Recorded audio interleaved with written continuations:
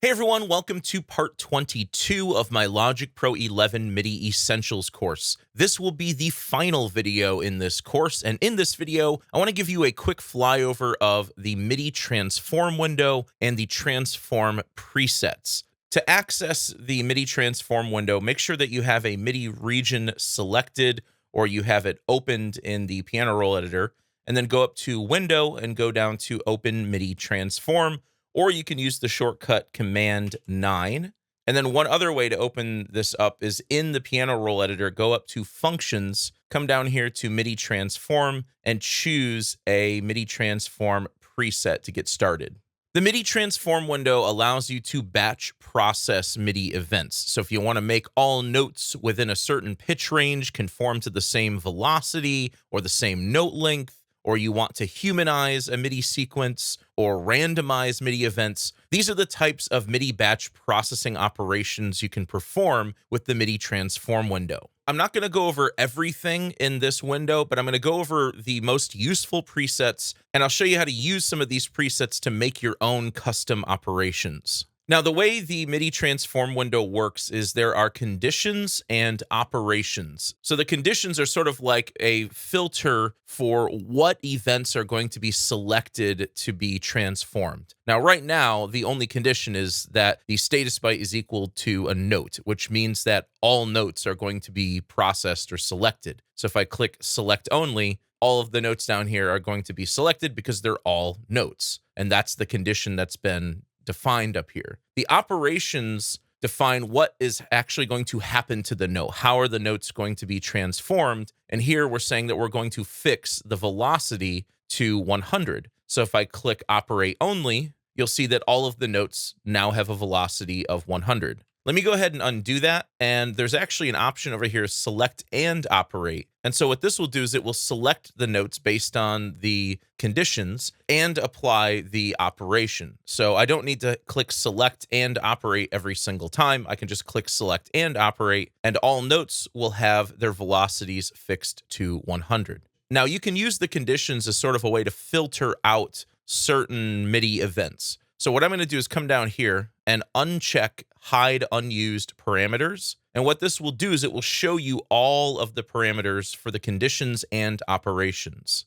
So when you choose presets from up here, it typically will hide all of the unused conditions and operations just to make things a little easier to look at. But I could say, okay, all notes that have a velocity that is less than or equal to 100, I want to select those notes and fix them to 100. So watch what happens when I click select only now. It only selects the notes that have velocities lower than 100, and then I can click operate, and now all of those notes have a velocity of 100. So if you're trying to maybe identify some of the softer notes in a sequence and fix their velocities, you can do that. Or for example, I could say I want to select all notes with velocities that are greater than or equal to 100, and I want to fix these to a velocity of 90, and I can apply that operation.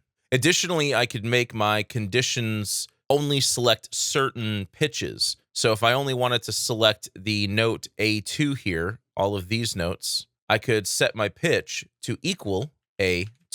And then I could turn off my velocity condition. And then I could say, I want to fix all of these notes to 127, the maximum velocity, and select and operate. And you'll see only the notes who have a pitch of A2 now have their velocities fixed to 127.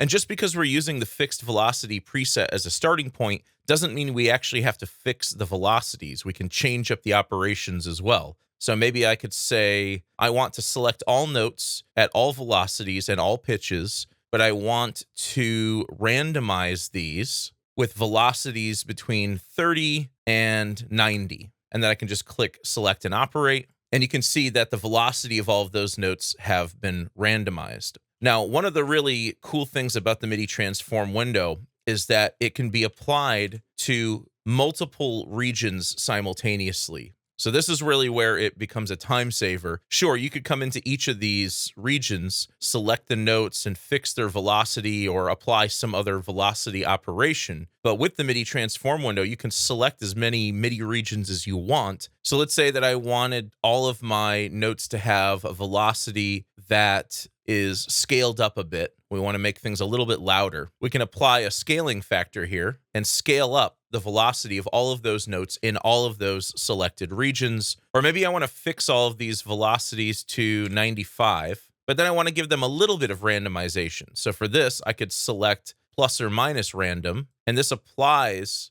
velocity randomization by whatever factor you type in here. So I could say plus or minus 15, select and operate. And now all of those notes have random velocities plus or minus 15. Or maybe these velocities are just slightly too low. Maybe I want to just bump them all up. I can go up to add, and I can say, let's add 10 to each of these velocities. So now everything is going to have a little bit higher velocity. Or let's say that I wanted to conform all of these velocities to a range, sort of like setting a velocity limiter to the bottom and top range of the velocity values. I could choose range, and I could set the lowest velocity to 80, and we'll set the highest velocity to 105. And I can apply that operation, and now all of my velocities are within that range. So earlier I demonstrated that you can combine multiple conditions, and you can combine multiple operations as well. So I could say something like, I want all notes to have their pitch lowered, that's subtract, by 12. So that's going to drop the notes down by an octave. And I want all of their velocities to be fixed to 97. I can click select and operate, and now all of those notes have their velocities fixed to 97, and all of the notes have been dropped down an octave. It didn't really look like it, but you can see now we're in the C1 octave, whereas we were in the C2 octave before. And there are a lot of other, crazy features in here that will probably never really get used. I mean, you can randomize your pitch even. I could say I want to randomize the pitch by a factor of 7 semitones, and I want to, randomize my velocity as well. You can do things like this, but it's really only going to be good for like aleatoric random music. And you could even fix the pitch if you wanted to. I could fix the pitch to, middle C, for example. Let's fix the velocity as well, and then click select and operate. Now all of my notes are C3. So there are some functions in here that you may not necessarily find super helpful in terms of being a time saver for batch operations, but you have the flexibility to create essentially any batch processing you like here. Another preset in here I find really helpful is the fixed note length preset. If you want to make all of your notes the same length, this is how you can do it. You just have to understand how to read MIDI beat clock values. So here we're saying all notes are going to have their length fixed to a beat clock value. And so what these numbers mean is the first number is bars, the second number is beats, the third number is divisions, and the last number is ticks. So with MIDI, a tick is like a really small subdivision of a beat, of a quarter note. And there are 960 ticks per beat, while the division number is going to be determined based on what your grid division is actually set to. So right now mine is set to a 16th note. So this is probably the most common setting I use, 0010, one division. And what that means is all notes are going to be conformed to one division of the grid. But if you want to go even smaller than that, even shorter than that, you could type in a value. So I could type in 0 space 0 space 0 space, and then maybe 60 ticks. Then select and operate. Okay, maybe that's a little too short. Let's maybe make those notes a little bit longer, maybe like a little over 100 ticks. And so this is really helpful, especially for like drum sequences where each of the notes are one shots. You don't necessarily need to hold out a note. It just makes the MIDI sequence look a little cleaner in the piano roll so you can more clearly identify your rhythms and what's going on in your drum parts.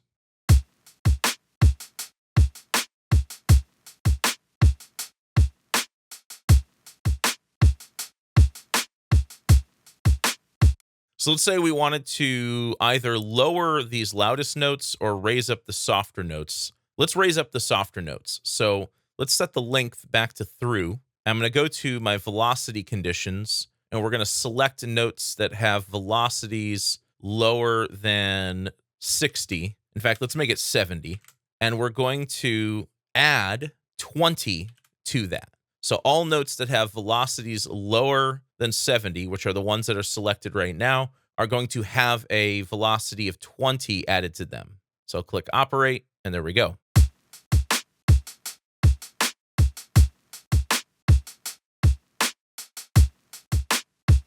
Now, another really cool preset up here that I use all the time, this is probably the most commonly used preset I use in the transform window, is the Humanize preset. So what the Humanize preset does is it randomizes the velocity by 10. It randomizes the length of notes by 10 ticks, but it also randomizes the position of notes by 10 ticks. So this is really helpful if you have a perfectly quantized drum beat like this and you want to just give it a little bit of natural human feel. You can see now that some of the notes are slightly ahead of the grid, some are slightly behind.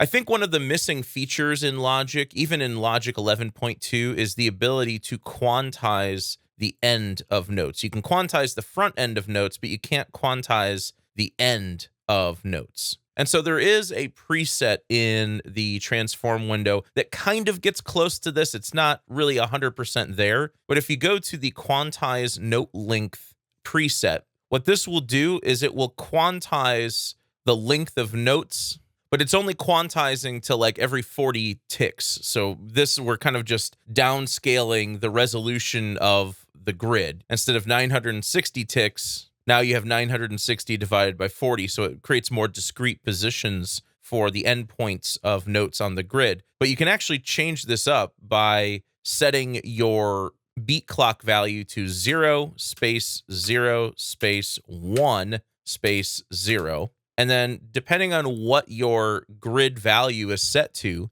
this will quantize the end of those notes. It'll quantize the length of the notes to the nearest division. So you can take gaps like this and overlaps, and you can have them be quantized to the nearest division. Now, of course, if you have a note that's, over here, and then you use that quantization feature, it's going to quantize it to its closest division. So the end point of the note kind of has to be close to where you want to quantize it to. So this is about as good of a workaround as you're going to get in Logic to quantize the end of notes. Okay, so for this last example, I want to show you how you can create your own custom presets and then assign those custom presets to custom key commands or shortcuts so that you can quickly apply these operations to selected notes in the piano roll or to MIDI regions without having to open up the MIDI transform window. I will warn you that creating these presets, there's a certain way you have to do it. Otherwise, things get a little wonky and a little finicky. Again, remember that this window is sort of a leftover from the older days of Logic, so it definitely has some weird quirks to it. And also, the presets are not global, so they're only going to be saved in this project, whereas the shortcuts are global, so those you'll only have to set up once. So if these are presets that you use a lot, you could always save them to a template project and start from there. So what I'm going to do is start with the Humanize preset, but instead of randomizing the note length, I want to actually shorten the note length a little bit just to create some gaps in between the notes, especially when you're just typing in notes one at a time. Everything's kind of robotic and samey. All of the velocities are the same. Everything's perfectly snapped to the grid. We want to add a little bit of variation, a little humanization to these MIDI sequences that we've typed in. So once you've created your first preset, all you have to do up here is type in your name. So I'm going to type in custom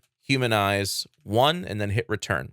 Now, creating the first preset is easy. To create the second preset, I'm going to go back to Humanize here, and I'm going to randomize things even a bit more, and we'll subtract even a little bit more on this one. And for this one, I'm going to call it Custom Humanize 2, then hit return. And so you'll see Custom Humanize 1, Custom Humanize 2, Let's go back to the Humanize preset. Let's set this up again, maybe even a little bit more randomization on the position, and then we will subtract note length as well, maybe even a little bit more. And I'll call this custom Humanize 3. Hit return, and there we go. There's our 3 presets, essentially a little bit of humanization, a little bit more, and then even a little bit more. So I have sort of 3 levels of humanization here. Now to save these to a shortcut, what you're going to do is go up to Logic Pro, Key Commands, Edit Assignments, or press Option K, and you're going to search up the word Transform. And you're going to be looking for these shortcuts right here. Apply Transform User Preset 1 to selected events. So we want to learn 1, 2, and 3. And I'm going to click Learn by Key Position. And I'm going to use the shortcut Option 1 on my number pad, Option 2 on the number pad, and Option 3 on the number pad. Then I'll turn that off. And now, if I am typing in notes one at a time, or I ever just want to quickly apply a humanization preset to the selected notes, I can just press Option 1, there it is, or Option 2 for a little bit more, or Option 3 for even a little bit more. And so that allows me to apply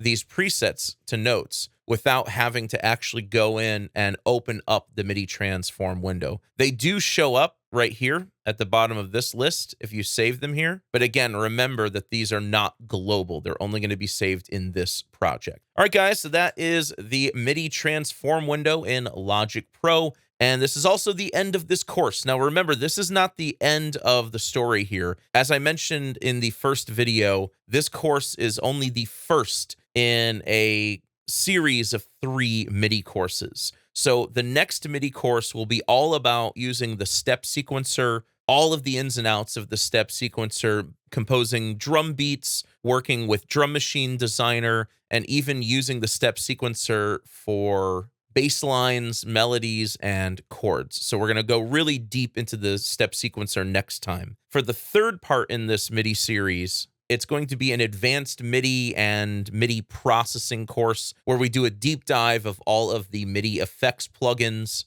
And we'll also talk about some more advanced MIDI controllers and advanced MIDI functions as well. I hope you guys enjoyed this course. Remember, if you want to get access to all of the demo projects, or if you want to download the whole course so you can take it with you completely ad-free, you can purchase it from my website, logicproguide.com. I hope you guys have enjoyed this course and this video, and thanks for watching.